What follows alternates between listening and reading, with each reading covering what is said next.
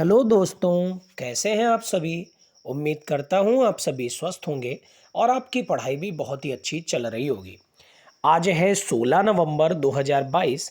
तो आज की क्या है इम्पोर्टेंट करंट अफेयर और आज ओल्ड करंट अफेयर में मैंने कौन सा वीक रखा है, ये जानने से पहले मैं आपको कुछ इन्फॉर्मेशन दे दूं। और इन्फॉर्मेशन ये है, वीडियो के डिस्क्रिप्शन पर जब आप जाएंगे तो वहाँ पर दो लिंक दिए गए हैं। पहला लिंक दिया गया है पीडीएफ लेने का, यानी टेलीग्राम का लिंक है। उस ग्रुप में जुड़ कर के आप डेली पीडीएफ को ले सकते हैं। और दूसरा लिंक दिया गया है कल शाम की स्टैटिक जीके क्लास का, जहां पर हम लोगों ने बहुत इंपॉर्टेंट टॉपिक डिस्कस किया था, कंपनीज एंड देयर फाउंडर। आप जाकर देख सकते हैं। मैं आपको बता दूं, इसी चैनल के माध्यम से रोज़ सुबह 6 बजे करंट अफेयर की क्लास और शाम को 5:30 पर स्टैटिक जीके की 5000 प्लस क्वेश्चन की सीरीज चल रही है, जिसको देखकर आप अपने आगे आने वाले एग्जाम में बहुत ही अच्छा परफॉर्मेंस कर सकते हैं। तो जल्दी से इस चैनल को सब्सक्राइब कर लीजिए। शुरू करेंगे आज की करंट अफेयर के साथ। सभी लोगों से गुजारिश है, एक एक बार सभी लोग शेयर कर दें अपने दोस्तों के साथ और जल्दी से बुला लें क्लास में। तो चलिए शुरू करेंगे। आज की पहली और बड़ी न्यूज़ बहुत इम्पॉर्टेंट है आपके आने वाले एग्ज़ाम में, और मैं एक एक पॉइंट को बहुत ज़्यादा डिटेल में बताऊंगा। सबसे पहली न्यूज़ है राष्ट्रीय खेल पुरस्कार 2022 से। तो राष्ट्रीय खेल पुरस्कार 2022 के विजेताओं की घोषणा कर दी गई है। युवा कार्य एवं खेल मंत्रालय ने 14 नवंबर को राष्ट्रीय खेल पुरस्कार 2022 की घोषणा कर दी है और ये पुरस्कार 30 नवंबर 2022 को राष्ट्रपति जी द्वारा प्रदान किए जाएंगे। अगर बात करें पुरस्कार किनको मिले हैं, तो याद रखिएगा, मेजर ध्यानचंद खेल रत्न पुरस्कार 2022 एक खिलाड़ी को मिला है और अर्जुन पुरस्कार इस साल 25 खिलाड़ियों को दिया गया है। और मजे की बात यह है कि क्रिकेट के किसी भी खिलाड़ी को इस बार अर्जुन पुरस्कार नहीं मिला है। ठीक है, कई वर्षों बाद ऐसा हुआ है। तो चलिए पढ़ेंगे एक एक व्यक्ति को जिसे भी जो अवार्ड मिला है, क्योंकि अगर एक भी व्यक्ति को आपने मिस कर दिया तो एग्ज़ाम में बहुत कुछ मिस कर देंगे, क्योंकि एग्ज़ाम में एक एक पॉइंट बहुत ज़्यादा इंपॉर्टेंट है इन पुरस्कारों से। सबसे पहले देखेंगे मेजर ध्यानचंद खेल रत्न पुरस्कार, जो दिया गया है शरत कमल अचंता को, जो कि टेबल टेनिस खेल से हैं। दो नाम आपको याद रखने हैं। पहला पॉइंट याद रखना है कि खिलाड़ी का नाम क्या है, तो शरत कमल अचंता। दूसरा पॉइंट कौन से खेल के हैं, तो टेबल टेनिस के। अगर इनकी बात करें थोड़ी सी, तो शरत कमल अचंता पहले ऐसे खिलाड़ी हैं टेबल टेनिस के जिन्होंने लगातार 7 बार कॉमनवेल्थ गेम्स में गोल्ड मेडल जीता है। बहुत बड़ा रिकॉर्ड है। ठीक है, फिर अर्जुन पुरस्कार 25 खिलाड़ियों को मिला। कौन कौन से हैं?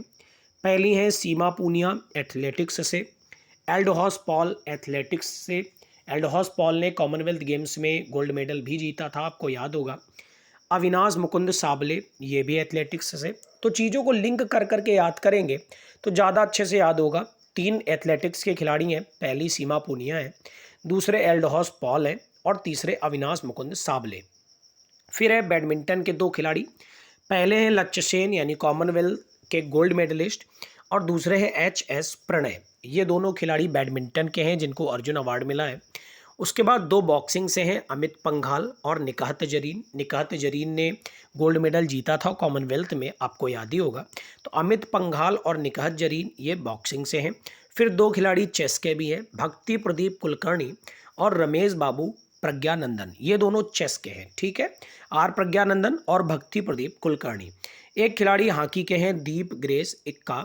फिर जूडो से एक है सुशीला देवी, कबड्डी से साक्षी कुमारी, लॉन बॉल से नयन मोनी साक्या। उम्मीद करता हूँ पहली स्लाइड में दिया गया एक एक पॉइंट आपको अच्छे से क्लियर हो गया होगा। मैं एक बार फिर से एक एक पॉइंट आपको लर्न करा देता हूँ, जिससे कोई भी पॉइंट ऐसा न रहे कि आपको याद ना हो। तो एक बार फिर से देखते हैं। सबसे पहले हम लोगों ने जाना शरत कमल अचंता को टेबल टेनिस में। एथलेटिक्स में 3 खिलाड़ियों को, सीमा पूनिया, एल्डोहॉस पॉल, अविनाश मुकुंद साबले। बैडमिंटन में 2 लोगों को, लक्ष्य सेन और एच.एस. प्रणय को। बॉक्सिंग में 2 लोगों को, अमित पंघाल और निकाहत जरीन। चेस में 2 खिलाड़ियों को, भक्ति प्रदीप कुलकर्णी और आर प्रज्ञानंदन। हॉकी में दीप ग्रेस इक्का, जूडो में सुशीला देवी, साक्षी कुमारी कबड्डी में और नयन मोनी साक्या को लॉन बॉल में। कुछ और खिलाड़ियों को पढ़ते हैं। तो सागर कैलाश ओवहलकर को मल्लखंब में, इसके अलावा शूटिंग में 2 खिलाड़ियों को, पहले हैं एला वेनेलवारिन और ओम प्रकाश मिथरवाल, इन दोनों को शूटिंग में। फिर टेबल टेनिस में श्रीजा अकुला को, अच्छा टेबल टेनिस में कमल को भी क्या मिला था, मेजर ध्यानचंद अवार्ड मिला था। आप पिछली स्लाइड में पढ़ के ही आए, शरद कमल अचंता, ठीक है। तो बढ़ेंगे फिलहाल आगे। विकास ठाकुर को वेट लिफ्टिंग में, अंशु सरिता को कुश्ती में, प्रवीण को वुशु में, मानसी गिरीशचंद्र जोशी और तरुण ढिल्लो को पैरा बैडमिंटन में, स्वप्निल संजय पाटिल को पैरा स्विमिंग में और जेरलिन अंकिता जे को डीप बैडमिंटन में। उम्मीद करता हूँ ये सारे पॉइंट आपको अच्छे से क्लियर हो गए होंगे। अब लाइफ टाइम अचीवमेंट के लिए ध्यानचंद पुरस्कार भी दिए गए। किनको दिए गए, तो पहले नाम है अश्विनी अंकुजी सी, जिनको एथलेटिक्स में मिला। फिर धर्मवीर सिंह को हॉकी में, बीसी सुरेश को कबड्डी में, नीर बहादुर गुरुंग को पैरा एथलेटिक्स में। याद रखिएगा, इंपॉर्टेंट होते हैं सबसे ज़्यादा अर्जुन अवार्ड और मेजर ध्यानचंद अवार्ड, लेकिन आपको एक बार पढ़ने सब है, क्योंकि एग्जामिनर का कौन सा फेवरेट बन जाता है ये तो एग्जामिनर ही जानता है ना। तो सारे पॉइंट हमको लर्न करके जाने। मैं आपको पीडीएफ देता ही हूँ, आप पीडीएफ डाउनलोड करके एक एक पॉइंट को लर्न कर लीजिएगा। बढ़ते हैं आगे। द्रोणाचार्य अवार्ड 2 कैटेगरी में दिए गए। पहला अवार्ड दिया गया सामान्य कैटेगरी में, जिसमें जीवनजीत सिंह तेजा को मिला तीरंदाजी में, जो कि कोच हैं। मोहम्मद अली कमर बॉक्सिंग के कोच हैं, इनको भी मिला। सुमा सिद्धार्थ सिरूर को पैरा शूटिंग के लिए, सुजीत मान को कुश्ती के लिए। फिर लाइफ टाइम कैटेगरी में एक नाम बहुत ज़्यादा इंपॉर्टेंट रहेगा, क्योंकि क्रिकेट के क्षेत्र में किसी को अर्जुन पुरस्कार तो नहीं मिला, लेकिन कोच को मिला है, और यह है रोहित शर्मा के कोच दिनेश जवाहर लाड। इनको क्रिकेट के क्षेत्र में लाइफ टाइम कैटेगरी का अवार्ड मिला। फिर है विमल प्रफुल्ल घोष फुटबॉल के क्षेत्र में, राज सिंह कुश्ती के क्षेत्र में। उसके बाद खेल प्रोत्साहन पुरस्कार 2022 दिए गए। युवा खिलाड़ियों के पहचान और प्रोत्साहन के लिए ट्रांस स्टाडिया इंटरप्राइजेस को दिया गया, और खेल को बढ़ावा देने के लिए Kalinga institute of industrial technology को यह अवार्ड दिया गया। इसके अलावा विकास के लिए खेल दर्शाने के लिए Ladakh ski and snowboard association को यह अवार्ड दिया गया। उम्मीद करता हूँ आप सभी ने मेरे साथ एक एक पॉइंट को अच्छे से पढ़ा होगा। आप पीडीएफ डाउनलोड करके एक एक पार्ट को लर्न जरूर कर लिएगा, आपके एग्जाम के लिए बहुत ज़्यादा इंपॉर्टेंट है। बढ़ते फिलहाल अगली न्यूज़ की तरफ। अगली न्यूज़ अपने आप में और भी ज़्यादा इंपॉर्टेंट है। 8 अरब हो गई है दुनिया की आबादी, ऐसा संयुक्त राष्ट्र ने कहा है। तो यूएनओ ने रिपोर्ट निकाली है और इसमें यह बताया है 15 नवंबर तक दुनिया की आबादी 8 अरब तक पहुंच गई है, और भारत 2023 में दुनिया के सबसे अधिक आबादी वाले देश के रूप में चाइना को भी पीछे छोड़ देगा। इसी वर्ष 11 जुलाई को जब विश्व जनसंख्या दिवस मनाया गया था, तो संयुक्त राष्ट्र विश्व संघ द्वारा ये कहा गया था कि 2022 में भारत 15 नवंबर तक दुनिया में सबसे ज़्यादा आबादी वाला बन जाएगा, और दुनिया की आबादी 8 अरब हो जाएगी। तो वही पॉइंट इन्होंने बताया है, याद रखिएगा।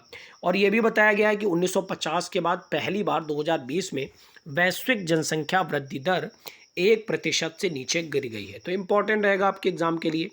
कुछ और पॉइंट जाने तो 2050 तक जनसंख्या में अनुमानित आधी से अधिक वृद्धि सिर्फ 8 देशों में केंद्रित होगी। कौन से 8 देश? इन देशों में कांगो होगा, मिस्र होगा, इथियोपिया होगा, भारत, नाइजीरिया, पाकिस्तान, फिलीपींस और तंजानिया। साथ ही ये भी बताया गया कि दुनिया की जनसंख्या 2030 में लगभग 8.5 बिलियन, 2050 में 9.7 बिलियन और 2080 के दौरान लगभग 10.4 बिलियन तक बढ़ सकती है। ठीक है। कौन है संयुक्त राष्ट्र के महासचिव? तो ये एंटोनियो गुटेरस हैं। कहाँ हेडक्वार्टर पड़ता है ये आप कमेंट कॉलम में बताएंगे।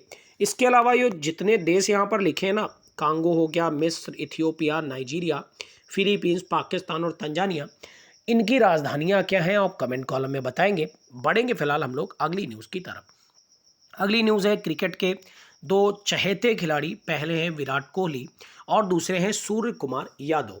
इनको आईसीसी की सबसे मूल्यवान टीम में जगह दी गई है। तो मोस्ट वैल्यूएबल टीम के नाम की घोषणा की गई है T20 विश्व कप खत्म होने के बाद।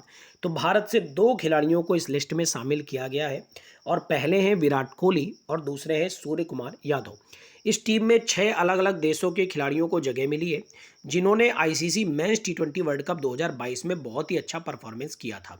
आपको पता ही है इंग्लैंड इस बार का T20 विश्व कप का विजेता बना है। मैं डेली डेली इस क्वेश्चन को रिवाइज कराता हूँ और आपसे पूछता भी हूँ कि कौन प्लेयर ऑफ द टूर्नामेंट बना था, तो सैम करन बने थे। क्योंकि एग्जाम के लिए इतना ज़्यादा ये क्वेश्चन इंपॉर्टेंट हो गया है, क्योंकि ये क्वेश्चन आएगा तो आप याद कर लीजिए, ठीक है।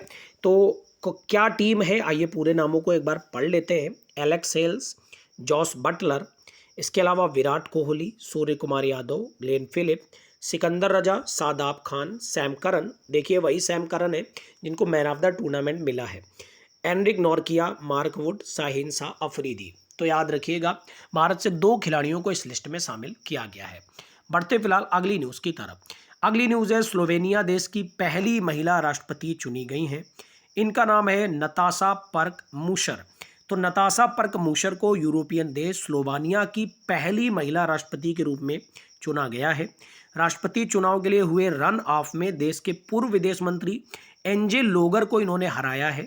और स्लोवानिया ने इस बात की भी शपथ ली है, दक्षिणपंथी और वामपंथियों के बीच मौजूदा गहरी खाई को पाटना इनका काम होगा। यानी कि वहाँ पर जो दक्षिणपंथी और वामपंथियों के बीच अलगाव हो रखा है वो एक करेंगी, ठीक है।